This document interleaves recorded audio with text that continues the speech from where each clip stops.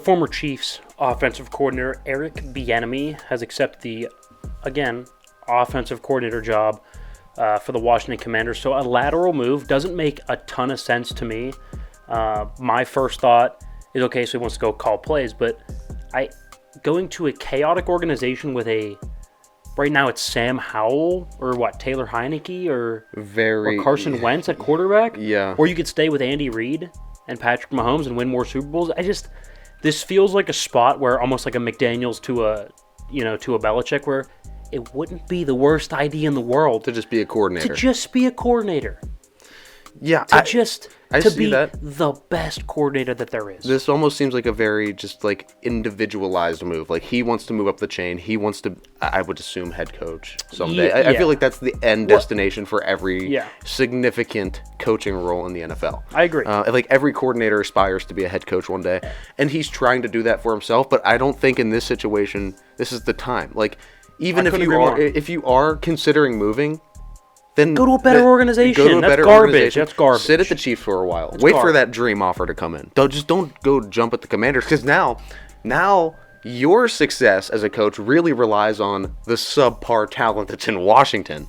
Because now if they go out and suck, it might not even it's not going to be on you at all. Zero.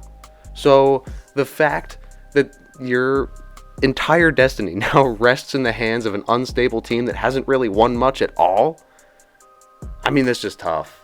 You know what really bothers me about this story is now everybody's coming out of the woodworks. The fact that yet another African-American coach has not been able to get a head coaching job.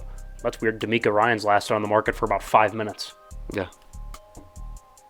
I'm just saying. That's weird. D'Amico Ryans was on the market for roughly 37 seconds and got swallowed. Right, yeah, so I just don't. 100%. I mean, we won't have that talk, but I'm just saying. All right, story number 2 here. Report out from former Packer reporter Bob McGinn, a well-known guy, used to cover the Packers, all that, that the Packers are, quote, disgusted with Aaron Rodgers, and also, quote, that they are done with him and looking to move off him. So, I mean, obviously this isn't right from the team. Former reporter still probably has some ties in the organization. Absolutely has ties.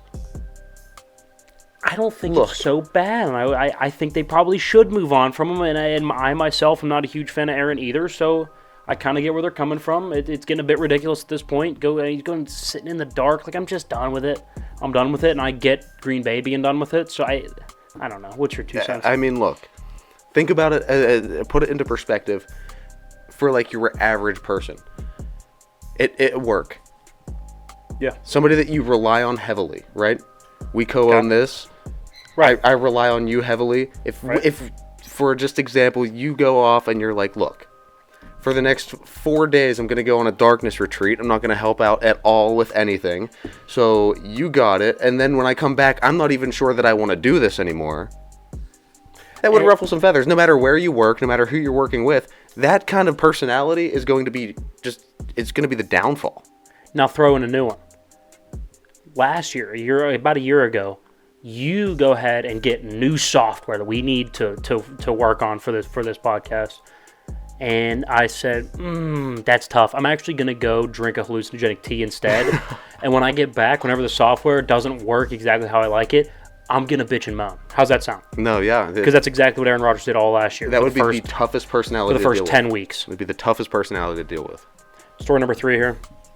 Chiefs fans, much like Aaron, just whining and moaning that their team was drunk at the parade. Now this one, quotes that they are not being the best role models, that Andy Reid shouldn't have let it happen, that not even the adult fans wanted to see it. Let me stop you right there. We 100% wanted to see that. Like, in all of its glory. Are you kidding me? You think I didn't want to see Travis Kelce screaming, "You gotta fight for your right to paw," as he is just like 19 bush lights deep? You don't think I wanted to see that? No. I 100% wanted to see that. That is exactly what the people came for. Chiefs fans are so soft. They're so soft. If you don't like it, then go root for the Royals. I mean, really. What else do you have? Go root for Missouri football. I mean, I think the St. Louis Blues and the NHL are good. Go root for them. If you don't like it, quit bitching and moaning. Go root for somebody else. If they're not good role models for your kids, then how about you go be a good role model for your kid and just tell your kid, hey, that's a sports player, not a role model.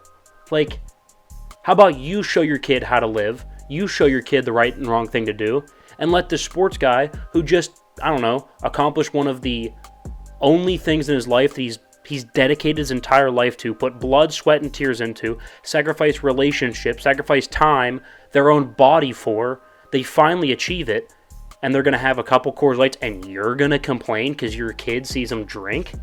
Look. Grow up. Look. It's ridiculous. They are not underage.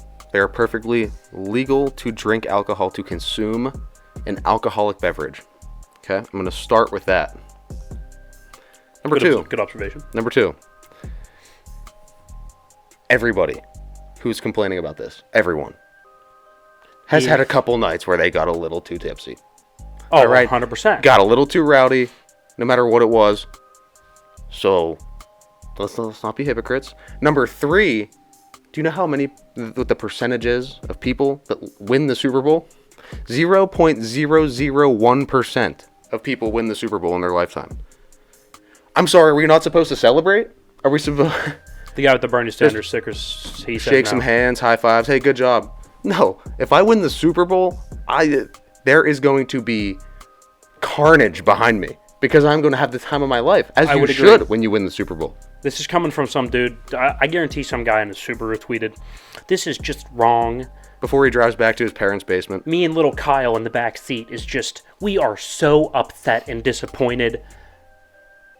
Then why don't you stay in your car, drive right to Kauffman Stadium, and watch them lose 142 games this year, huh? Yeah. And then let me know how it goes, okay?